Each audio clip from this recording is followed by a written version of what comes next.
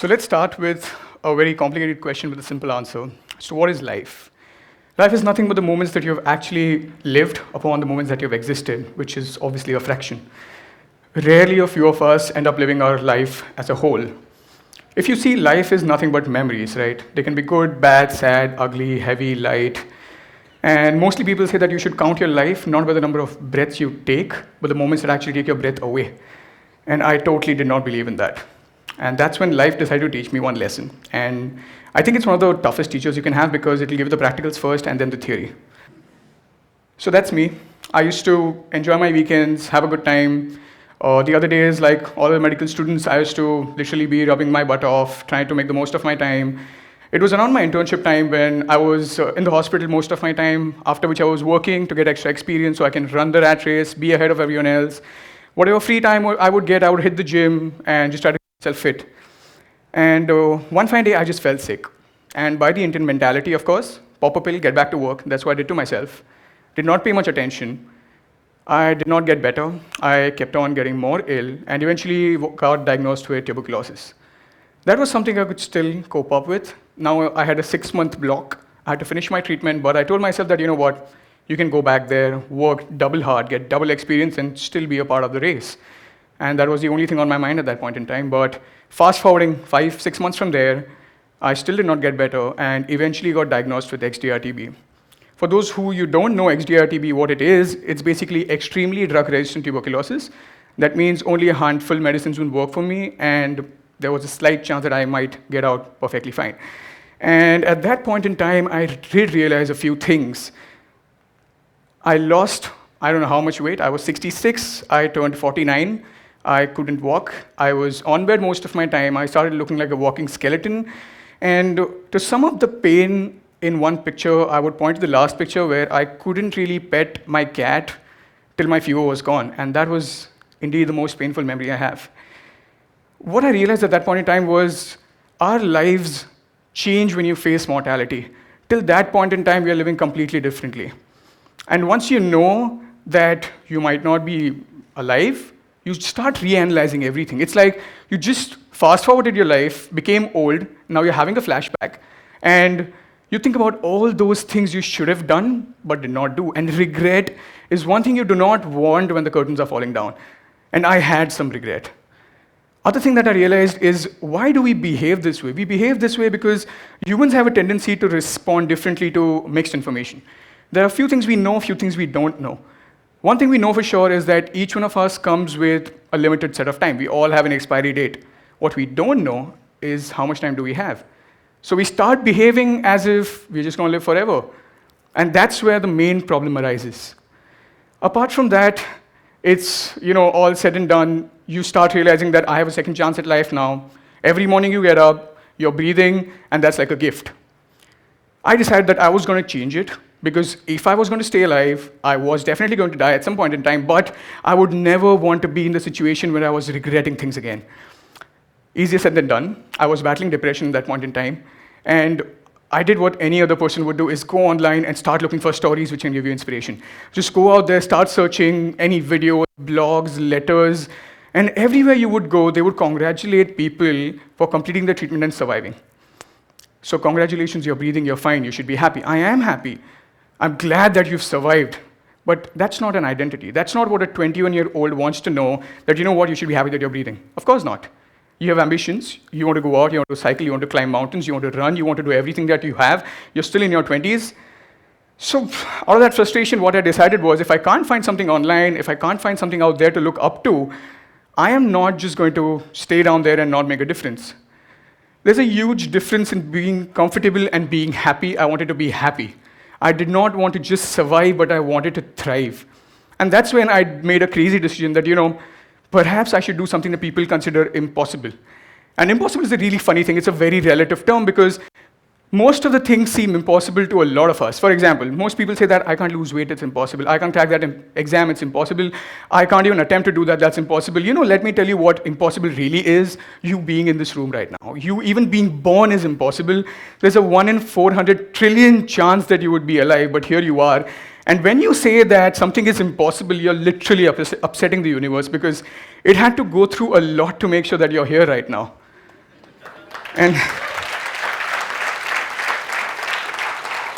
and that's when I decided to do something pretty insane. And the first thing that came to my mind was, how about I start running? Because in my treatment course, I had lost the lower lobes of both of my lungs, and it was considered really impossible. People used to tell me that, start making peace with that, because that's how it's going to be. And I agreed. Peace was made, but I had to move on with that. So there's a benefit of having crazy friends, right? I was just discussing with a friend of mine, you know what, maybe I should run like a 10-kilometer marathon. And before I could change my mind, I was signed up for that. So there I was. I decided to do it. And when I had a medical background, right? So I knew how to space my medication, how to get on with my diet, and what kind of exercising I would need to do. So what I did was, I actually, on active treatment, when I was popping more than 20 pills a day with tons of side effects, I decided to do this. I signed up for it. But what really propelled me was, because of one of the side effects of a drug, I was partially blind for a month and a half. And after I got out of that, I was like, I'm not waiting anymore. I'm definitely going to do this.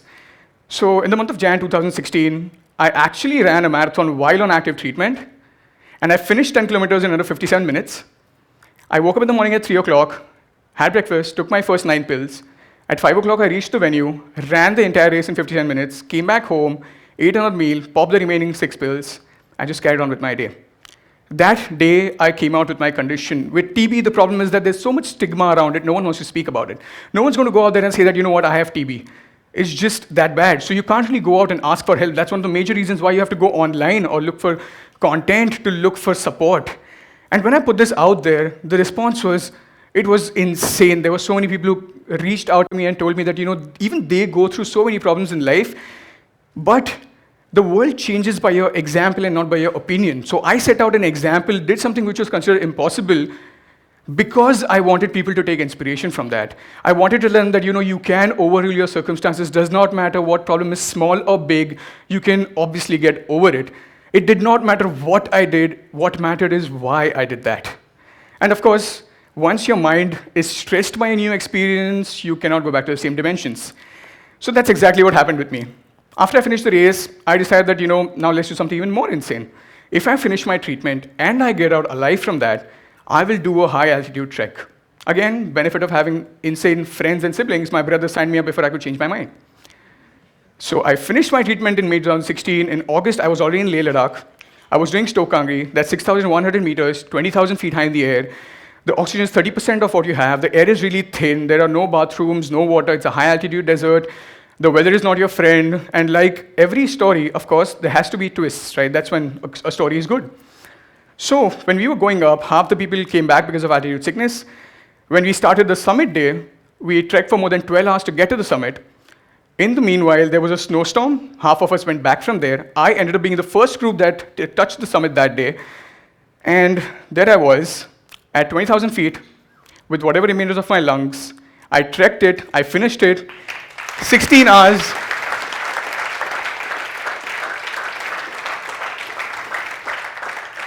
We started at 9 o'clock in the morning, 9 o'clock in the night, reached 9 o'clock in the morning at the summit, after which 6 hours of descent back to your base camp, and finally you could sleep. And I will share the view with you, which is one of the most magnificent things I've ever seen in my entire life. And this was way more special for me by default because I wasn't even supposed to be here. Everyone else was rejoicing, but for me this was completely different. And the only thing in my mind right now was to go back there, put the story out, to tell people that there's something you can look up to. You don't have to let situations overrun you. And that's exactly what happened. And you don't stop there. Because again, you've just breached your comfort zone completely. So once I came back, I'd obviously finished my treatment. I started doing cycling for more than 150 kilometers. I started doing one-day treks. I did 10,000 feet in a day, 30 kilometers up and down. And now I started standing for something which is just more than myself, something more than just giving people hope. We started a movement called Survivors Against TB, and the national flag stands for a TB-free India. And what we do now is we give support to people who are undergoing treatment, help survivors speak up about it. We go to the government organizations, tell them what kind of policy change and what kind of survivor support is needed. And I think that's what happens when you kind of breach your comfort zone. And it's not just the comfort zone. I'll tell you how the mind works. This is your mind, and there's an ability to think of the things that you can do. That's your comfort zone, right? That's your daily activities, your approach, your attitude to things. Beyond that is what your mind can think, but you can maybe do it. That's your dream. That's your dream zone consisting of your ambitions, your realistic visions, Beyond that is impossible. Beyond that is what we term as impossible because you don't even let thoughts come through. The moment you say, oh, I can't lose weight, that's impossible, it's reflected off. Your mind will not go into the mode of actually analyzing the kind of diet that you would need, what you would have to do, if you need exercises or not. No, you're just like, it's reflected, it's a poison, you're never going to grow. And what had to happen was not just break the comfort zone to set an example, but was to breach through it, do the impossible so there are no questions asked.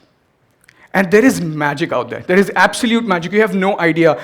I started off with a 10-kilometer run, and I'm already thinking of what I can do next this year, and I've did all this till now. Again, it does not matter what I did. What matters is why I did it. And I always encourage people that walk into a storm. I know it's going to be difficult, but that's the only way you're ever going to realize how lucky you are on a day-to-day basis. When you walk into a storm, you're a different person. When you get out, it's completely different. And it's not going to be easy, but nothing that's worth it is going to come easy to you. So embrace it. And to make anything scalable, it has to have a structure. So I actually sat down through one day, and I wanted to write down as to what does it take to do the impossible. And I'm going to share that with you today. There are 6 things you need to do. 1, emotions. They are your greatest weapon. That's the biggest strength you have. In my case, my circumstances were kind of pushing my emotions to come out. I could find nothing to look up to. So the emotions that came out told me that, yes, you have to start something then. If you are capable, you are responsible. You need to do this. And one of the easiest things you can do is even when we were climbing the mountain and everyone was giving up because of the snowstorm, what I asked myself was, you don't know if you're going to ever come back here again or not. And you don't know if you're going to see this place. You don't know if you're going to finish the trek or not. But if you give up right now, you're never going to find out. And what I will give you is one of the biggest life hacks is anytime you think you can't make a decision, just ask yourself this. What would you do if you knew these were the last 6 months you had, and that is the most honest answer you're ever going to get from yourself? Do not fool yourself. Use your emotions and use them wisely. Motivation and discipline. Often everyone just mixes them up. Motivation is the seed, I agree. Discipline is the sunlight and the water that needs to be given every single day. Fruits come out of discipline, not out of motivation. Motivation is a good start, discipline is a good end. Discipline is going to be the distance between the dreams and the realities that you hold. It's going to do the thing that you don't want to do at the time, but it's really going to pay off. And everyone wants to get successful, but no one wants to work for it. That's not how it works. You're going to have to be as disciplined as possible. Having a sense of purpose and direction is the only way you're ever going to break through this. Unless you know why you're doing something, you're never going to decide how you're going to do it and what is it that you will do. Having a clear roadmap with tangible goals is going to help you reanalyze yourself, because otherwise what's going to happen is you're going to start off, you're going to get stuck at one point, and you're going to go right back up from where you started. Having tangible goals and a roadmap is going to give you a very good output. Always find purpose in what you're doing. That's going to be your drive. You will not need anyone else to motivate you further. Another thing is you need to start investing in your goals. Everyone wants everything for free. That's not how it works. If you know you're someone who can't wake up in the morning because of the mobile, go buy yourself a big-ass alarm. Do that. If you know you're not going to work out at home, spend the money, join the gym. You cannot have returns before you invest. Invest doesn't mean monetary. It could be anything. But start investing in your goals. Embracing failures. Most of the people look at failures as, you've lost it. We'll start looking at it this way.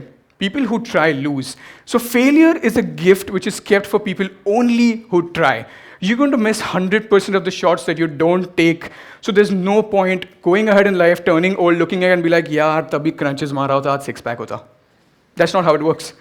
You're definitely going to fail at some point in time, but you have to start trying and embrace failure. It's going to give you learnings. Most of all, start staying humble. Nothing that I did was possible only by myself. I have to take into account that it wouldn't have been possible without my family, my friends, my doctors, strangers, people who left me, people who stayed with me, and always keep your feet on the ground. Always start thinking of what you're here to give rather than what you're here to take. And work smart. Learn from other people's experiences. You don't have to go through XDR TB to become something like this. You don't have to fall in the pit to realize how deep it is. You can learn from other people's experiences. Go step by step. No need to rush. And obviously, explore your own web. You're going to fail in the exam of life if you're going to write someone else's answers. Find your own questions, write your own answers. Just because I ran doesn't mean you have to run. You have your own challenges. And I'll sum up by saying that everyone is born ordinary. It's only your actions that will make you different. And with this, I urge you to find out what you consider as impossible and go smash it. Thank you.